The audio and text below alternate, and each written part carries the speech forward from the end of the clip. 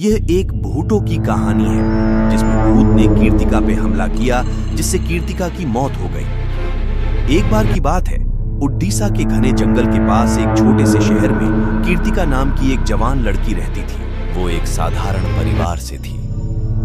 कीर्तिका अपने माता पिता की लाडली और एकलौती बेटी थी। उसके माता पिता उससे एक पल के लिए भी दूर नहीं रहते थे। कीर्तिका इतनी सुंदर थी कि वो अपनी मनमोहक मुस्कान और अपने दयालु हृदय के लिए पूरे शहर में जानी जाती थी। लेकिन उसकी माँ कीर्तिका को लोगों से थोड़ा दूर ही रखा करती थी, क्योंकि वो डरती थी कि कहीं मेरी बेटी को किसी की नजर ना लग जाए। अगर कभी लोग उससे मिलने के लिए भी आते थे तो उसकी माँ कोई न कोई बहाना बनाकर उसे वापस भेज देती थी और लोग निराश होकर चले जाते थे। कीर्तिका में बस एक चीज की कमी थी, उसे अंधेरे से बहुत डर लगता था।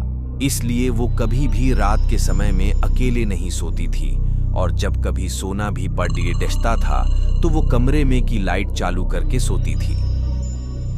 वो ये सब इसलिए करती थी कि इसके पीछे एक बहुत बड़ा कारण था। जैसे ही सूरज डूबता था और अंधेरा होने लगता था तो कीर्तिका की परछाइयां उससे कई गुना लंबी होती जाती थी। इसलिए कीर्तिका रात के समय में बाहर नहीं जाती थी, और कभी कभी वो शाम को ही खुद को कमरे में बंद कर लेती थी और सुबह होने पर बाहर निकलती थी। एक रात कीर्तिका बिस्तर पर लेटी हुई थी और सोने की कोशिश कर रही थी। उस समय रात के करीब 10:30 बज रहा थे। उसने अपनी खिड़की के बाहर से एक अजीब सी आवाज सुनी। पहले तो उसने इसे नजरअंदाज करने की कोशिश की, लेकिन कुछ देर बाद फिर वो आवाज जोर जोर से सुनाई पड़ने लगी। अब कीर्तिका से वो आवाज नजरअंदाज नहीं हो पा रहा था।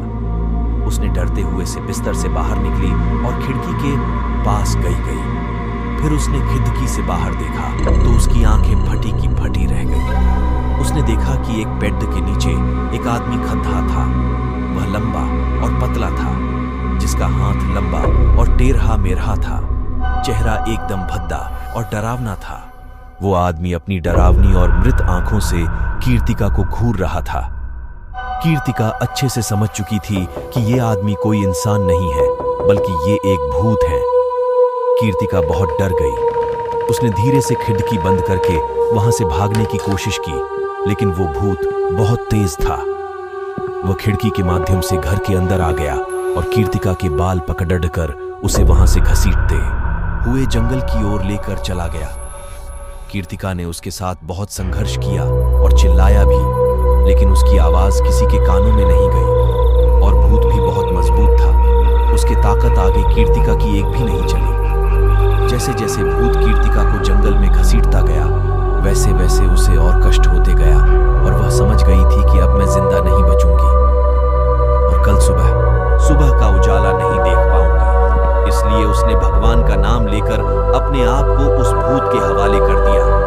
फिर भूत ने कीर्तिका को जंगल में ले जाकर मार दिया, जिससे कीर्तिका की मौत हो है। इसके बाद वह भूत कीर्तिका के शरीर को खा गया। और ऐसे कीर्तिका की कहानी का भयानक